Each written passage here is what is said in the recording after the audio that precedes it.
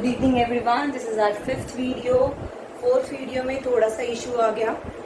मैंने रिकॉर्ड किया था, वो आवाज़ चली गई, डबिंग है, please adjust. Still fourth video में सिर्फ क्वेश्चंस हैं। You can contact me on WhatsApp any time. Now moving towards the chapter NPO, this is CS Rashmi Jain from Perfect Classes.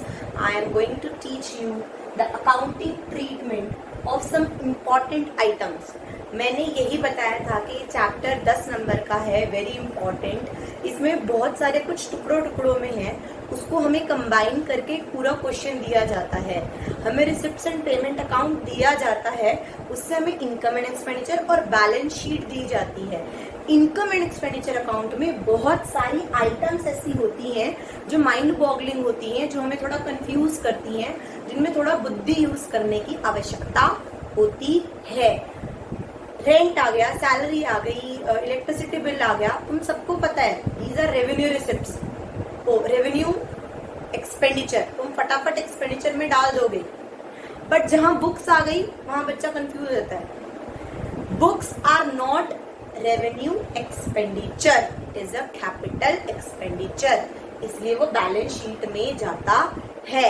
ऐसे ही बहुत सारी आइटम्स हैं जो हमको समझनी होंगी कि वो रेवेन्यू है या कैपिटल है, वो इनकम एंड एक्सपेंडिचर में जाएगी या बैलेंस शीट में जाएगी। डन। तो सबसे पहले हमने बहुत सारी टाइप की फीस पढ़ी है, admission fees, entrance fees, life membership fees, subscriptions, बहुत सारी। इनमें से कौन सी हम रेवेन्यू रिसिप्ट्स ट्रीट करेंगे और कौन सी हम कैपिटल रिसिप्ट्स करेंगे और क्यों, ये पढ़ने जा रहे हैं। अगर तुम्हें लिखा हुआ है एडमिशन फीस, एडमिशन के टाइम पर फीस आई हुई है, नॉर्मल है। एडमिशन के टाइम पे अगर मेरे यहाँ पर कोई एडमिशन आता है, वन टाइम है ना, एडमिशन फीस दो, 1 साल के लिए एडमिशन होता है और हो जाता है, तो वो रेवेन्यू रिसिप्ट्स है, वो इनकम एंड एक्सपेंडिचर में इनकम साइड होगी। बट अगर लाइफ मेंबरशिप फीस, मतलब मैंने पूरी जिंदगी का इस क्लब का मैं मेंबर बन रहा हूँ। मैंने एग्जाम्पल देता ना, जब हम कॉलेज में थे, NSC में एक स्पोर्ट्स क्लब था, नेताजी सुभाष पैलेस पे एक स्पोर्ट्स क्लब है, हम 1000 रुपए देते थे तो पूरे महीने का मेंबर बन जाते थे। तो हम एक ही महीने का एडमिशन फीस लेते थे ना, एक ही महीने के लिए हम मेंबर बनते थे ना। बट मान ले मैंने 1.5 लाख दिया और मैं तय जिंदगी के लिए क्या बन गई, मेंबर। डन, पूरी लाइफ टाइम के लिए मेंबर बन गई। तो जो 1.5 लाख वो स्पोर्ट्स क्लब रिसीव कर रहा है ना, वो उसके लिए रेवेन्यू रिसिप्ट नहीं है, वो उसके लिए क्या है, कैपिटल रिसिप्ट्स, क्योंकि उस स्पोर्ट्स क्लब को मुझे पूरी जिंदगी क्या देनी पड़ेगी, सर्विस। डन। तो life membership is a capital receipt, is a capital receipt. क्योंकि ये कैपिटल रिसिप्ट है, इसलिए बैलेंस शीट में लायबिलिटी साइड कैपिटल फंड में क्या हो जाएगी, एड। लेकिन अगर नॉर्मल एडमिशन फीस है वो हमारी इनकम है, बट अगर लाइफ मेंबरशिप फीस है तो वो मेरी लायबिलिटी है। देन डोनेशन, अभी मैं लास्ट वीडियो में डोनेशन के बारे में, बहुत डोनेशन हो, फंड हो, कोई भी हो, मैं बता चुकी हूँ। अगर स्पेसिफिक है तो बैलेंस शीट और जर्नल है तो income and expenditure account. I don't think so इस पे मुझे बहुत ज्यादा डिबेट करने की आवश्यकता है। ऐसे ही डोनेशन की जगह अगर मैं लेगेसी लूं, लेगेसी का मतलब क्या होता है, पहले तो ये समझो, ये भी एक काइंड ऑफ डोनेशन होता है। बट अगर मान ले जो वो NSP में स्पोर्ट्स क्लब है, उस पे मैं 10 साल से XYZ, मैं क्यों बोलूं, मैं क्यों मरूं, XYZ बंदा 10 साल से जा रहा था, उसे बहुत लगाव था और वो ना मरने वाला था, वो 65-70 साल का था। उसने अपनी विल में लिख दिया कि जब भी मैं मरूंगा तो मेरी जितनी भी जायदाद है उसका 10% इस क्लब में जाएगा। तो उस क्लब के लिए जो 10% उसको मिलेगा वो लेगेसी है। क्या है वो, लेगेसी। मतलब अगर कोई अमाउंट रिसीव्ड होता है donation by NPO under will, by a deceased person, मतलब जो मरने वाला हो उसकी विल के अंदर अगर तुम्हें कोई डोनेशन मिल रही हो, अगर तुम्हें कोई डोनेशन मिल रही हो, दैट इज लेगेसी। अब लेगेसी भी 2 टाइप्स की होती है, एक होती है जर्नल लेगेसी और एक होती है स्पेसिफिक। वही अगर जर्नल है, उसने कह दिया बस मैं डोनेट करूंगा, 10% 10 लाख रुपए आया। अगर जर्नल है, कोई उसने बिल में कुछ स्पेसिफाई नहीं कर रखा था कि क्या यूज के लिए करना है, तो इनकम एंड एक्सपेंडिचर में इनकम साइड डाल दो। बट अगर उसने स्पेसिफिक कर रखा था कि ये जो लेगेसी आई है वो इसी पर्टिकुलर रीजन की वजह से यूज होगी, तो वो बैलेंस शीट में लायबिलिटी साइड ऑनरेरियम और लेगेसी करके आ जाएगी। डन। अब हमने पढ़ा फंड हो, डोनेशन हो, लेगेसी हो। डन। ये 3 चीज टाइप की। अगर जर्नल हो तो इनकम एंड एक्सपेंडिचर, बट अगर स्पेसिफिक हो तो बैलेंस शीट। लेकिन ये चीज इस 4th पॉइंट पे अप्लाई नहीं होती, that is special receipts. Special receipts पे ये अप्लाई नहीं होती। It means special receipts means receipts of amount for special occasion, कोई स्पेशल ओकेजन के लिए, बट इसमें वर्ड फंड या डोनेशन या लेगेसी वर्ड यूज नहीं है। भले ही वो कोई रिसिप्ट स्पेसिफिक हो, स्पेशल ओकेजन के लिए दिया हो, इसका मतलब ये नहीं है कि वो बैलेंस शीट में आएगी। वो इनकम एंड एक्सपेंडिचर में इनकम साइड ही आती है।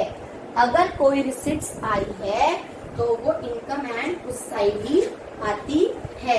समझ आया?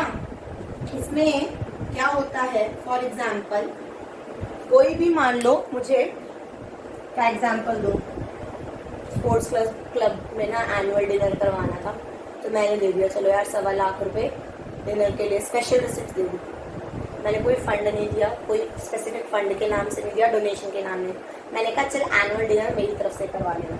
स्पेशल रिसिप्ट आई, लेकिन फिर भी वो इनकम एंड एक्सपेंडिचर में जाती है, बैलेंस शीट में नहीं जाती। Still that receipt is special, still as receipt is specifying the treatment, but still it is not come under balance sheet. समझ आई? Admission fees, life membership fees, donation, special receipts, legacy, ये 5 चीज समझ आई।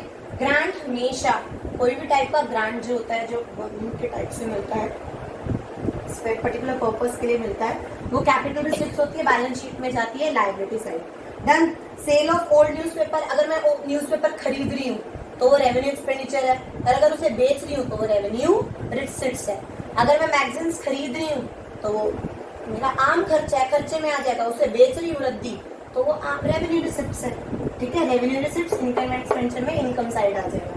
Done. और honorarium मैं 2 बार बता चुकी हूँ पिछली वीडियो में। जब हम किसी पर्टिकुलर बंदे को ऑनर करने के लिए कुछ टोकन मनी देते हैं, वो वॉलंटरली आया है, अगर वो वैसे आता तो फिर फीस डिमांड करता है ना, बट वो बेचारा ऐसे ही आ गया, तो उसको ऑनर करने के लिए अगर मैंने उसे कोई टोकन पेमेंट दिया है, दैट इज अ रेवेन्यू।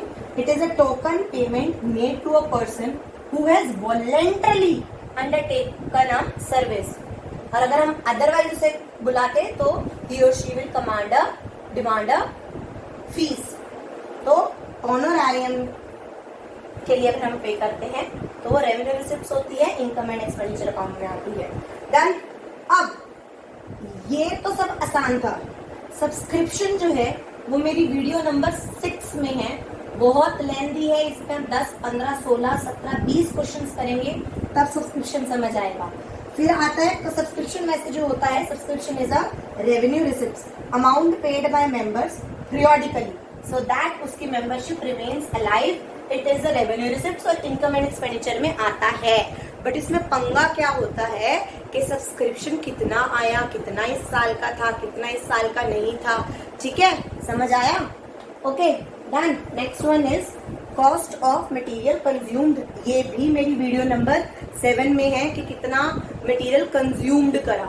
मान ली मैं हॉस्पिटल चला रही हूँ, मेरा मेडिसिन का काम, मेडिसिन है, मेडिसिन का ओपनिंग स्टॉक भी है, क्लोजिंग स्टॉक भी है, मैंने क्रेडिटर्स भी है, एडवांस भी पे करके बहुत कुछ है। तो मैंने इस पूरे साल में कितनी मेडिसिन कंज्यूम्ड करी, मतलब मेरे हॉस्पिटल ने, तो वो इनकम एंड एक्सपेंडिचर में आता है। तो उसका प्रॉपर एक फॉर्मेट है, वो वीडियो नंबर 7 में है। तो ये 6 में है और ये 7 में है, इन दोनों को मैं छोड़ रही हूँ। सेल ऑफ एसेट्स का मतलब क्या होता है, मेरे पास कुछ एसेट हैं, वो मैंने बेच दिए। अगर मैंने बेचे, लॉस पे बेचे तो एक्सपेंडिचर, गेन पे बेचे तो इनकम। इसमें डेप्रिसिएशन लगता है, बहुत सारी चीजें हैं। Opening assets opening balance sheet में, क्लोजिंग एसेट्स क्लोजिंग, और उनका बीच का डिफरेंस, ये सब कैलकुलेट करना पड़ता है। समझ आया? These are the items which we have to treat in a single question. So you should know which item is treated how and why. Done? समझ आया? पक्का? Now, if I will proceed, just let me know the timing. It's just 9 minutes 50 seconds. So we can do questions. Please back exercise का देखो, video number 1, 2, 3, 4 के according तुम question number 15 तक कर चुके होने चाहिए। फिर उसके बाद 16 to 24 ये वीडियो नंबर 6 में होगा। 25 to 35 वीडियो नंबर 7 में होगा। अभी जो इस पेज नंबर 1.67 पे 36, 37, 38, 39 है वो देख लेते हैं। ओके, तो निकालो 36 क्वेश्चन निकालो, 36 क्वेश्चन निकालो।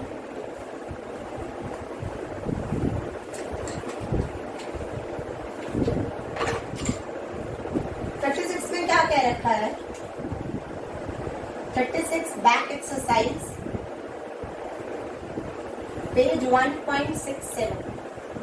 देन उसने कह रखा है यार एक ना मेरे पास फर्नीचर था जिसका ओपनिंग बैलेंस 60,000 था, मैंने वो आधा फर्नीचर बेच दिया 20,000 को 6 महीने बाद, डेप्रिसिएशन लग रहा है 10%। कैलकुलेट करो loss on sale of furniture और डेप्रिसिएशन कैलकुलेट करो और कैसे ट्रीट करेंगे वो करो। इसमें इनकम एंड फर्नीचर अकाउंट नहीं मांगा, बट मैं फिर भी तुम्हें बना के दिखा रही हूँ क्योंकि शायद तुम्हारी बुद्धि खुल जाए और तुम्हें 11th क्लास याद आ जाए। फर्नीचर अकाउंट याद है कैसे बनाते थे? Furniture account debit credit. Done. इसमें कह रहा है 1 अप्रैल 2019 को मैंने फर्नीचर जो है 60,000 का था, बट मैंने 30 सितंबर को उसको बेच दिया, तो पहले उस पर डेप्रिसिएशन लगाऊंगी। डन। डेप्रिसिएशन लगाऊंगी, कितना है 10%। 60,000 का आधा होता है 30,000 का बेच दिया, तो 30,000 पे 10% 3,000 पूरे साल का, तो आधे साल का लगा 1500। मैंने बेचा कितने में? बैंक में पैसे कितने आए? 20,000। 28,500 का रह गया था और मैंने बेचा 20,000 का, यानी 8,500 का क्या हुआ? लॉस। यहाँ पे मैं पीएल लिखूं? पीएल नहीं होता ना, इनकम एंड एक्सपेंडिचर लिख दूं। इनकम एंड एक्सपेंडिचर अकाउंट में मेरा क्या हो गया? लॉस। कितने का? 8,500 का। डन। और फिर ये खत्म कब होएगा? 30 मार्च को। 30,000 का तो रह गया ना मेरे पास, 30,000 का तो भी मेरे पास रहता है, उसके मैं तो पूरे साल का वो क्या लगाऊंगी? डेप्रिसिएशन। 30,000 का पूरे साल का डेप मैंने लगा दिया 3,000। डन। बस इतना ही मैं क्वेश्चन कर रही हूँ। एक बात बताओ, अब टोटल डेप कितना लगा? 1500 और 3,000, यानी 4,500 का क्या लग गया? डेप। किसमें आएगा? इनकम एंड एक्सपेंडिचर में, एक्सपेंडिचर साइड, है ना। और ऐसे ही ये लॉस हुआ तो ये भी लॉस भी कहाँ आता है? एक्सपेंडिचर साइड 8,500 का। जब हम इनकम एंड एक्सपेंडिचर अकाउंट बनाएंगे उसमें एक्सपेंडिचर में डेप्रिसिएशन लिखेंगे कितने का? 4,500 का, और लॉस लिखेंगे 8,500 का। डन। समझ आया? ऐसे ही क्वेश्चन 37 तुम कर सकते हो। अब 38 देखो, यह सैलरी दी हुई है। मैंने कहा था इनकम एंड एक्सपेंडिचर जो होता है वो एक्रियल बेस पे होता है। किस पे होता है?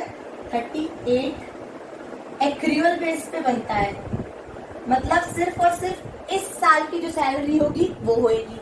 वो कह रहे मैंने ना पूरे साल में सैलरी 2,04,000 पे करी है, बस बता दी। टोटल जो मैंने सैलरी पे करी है ना वो मैंने 2,04,000 करी है। इसमें मेरा साल क्या है? मेरा साल है 1 अप्रैल 2019 से 31 मार्च 2020। वो कह रहा है मैंने इस पूरे साल में ना 2,04,000 पे करे।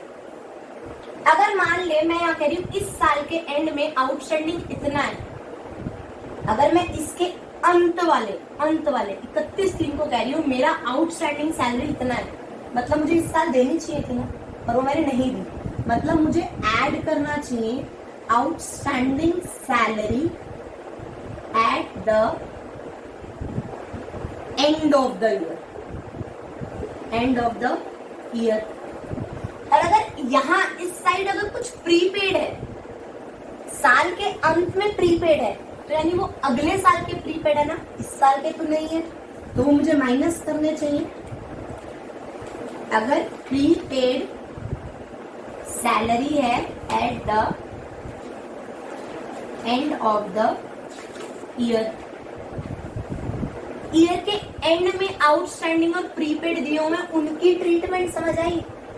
ऐसे ही मान ले स्टार्टिंग के आउटस्टैंडिंग और प्रीपेड दे रखे हो शुरुआत में, यानी 1 अप्रैल के या 31 मार्च 2019 कोई भी डेट दे रखी हो, मतलब ओपनिंग बैलेंस का आउटस्टैंडिंग दे रखा हो, तो इसका मतलब क्या होता है समझो। अगर मैं कह रही हूँ इस तारीख को, 1 तारीख को, जिस दिन मेरा साल शुरू हुआ है, मैं कह रही हूँ मेरी आउटस्टैंडिंग सैलरी है, क्या वो इस साल की सैलरी आउटस्टैंडिंग है? नहीं है ना, पिछले साल की सैलरी आउटस्टैंडिंग है, तभी मैंने इस साल उतारा है, वो पिछले साल से रिलेटेड है, यानी वो इस साल से रिलेटेड नहीं है, तो उसे मुझे क्या करना पड़ेगा, माइनस। अगर outstanding salary beginning of the year है, बिगिनिंग ऑफ द ईयर, तो वो माइनस। अगर मान ले प्रीपेड है, यहाँ प्रीपेड है 31/3/2019 को प्रीपेड है, यानी इस साल की हुई ना वो, तो वो क्या करनी पड़ेगी, ऐड प्रीपेड सैलरी अगर है बिगिनिंग ऑफ द ईयर। अगर मैं चारों प्लस माइनस कर दूंगी, जो मेरा आंसर आएगा वो इस साल का एक्चुअल होगा, और वो किस पे जाएगा, इनकम एंड एक्सपेंडिचर में, एक्सपेंडिचर साइड। अब देखो प्रीपेड सैलरी दी हुई है at the beginning, prepaid salary क्या दी हुई है, एट द बिगिनिंग, तो प्लस होएगी 24,000, प्लस प्रीपेड सैलरी दी हुई है एट द एंड, तो माइनस होगी 12,000, माइनस आउटस्टैंडिंग सैलरी दे रखी है बिगिनिंग की, आउटस्टैंडिंग सैलरी दे रखी है बिगिनिंग की, तो माइनस हो जाएगी 18, और आउटस्टैंडिंग दे रखी है 15 प्लस, ओ सॉरी, तो 15,000 और 24, 20, 30, 34 प्लस करो और माइनस करो, तो इसका आंसर आ जाएगा 293, 2,13,000, 2,13,000।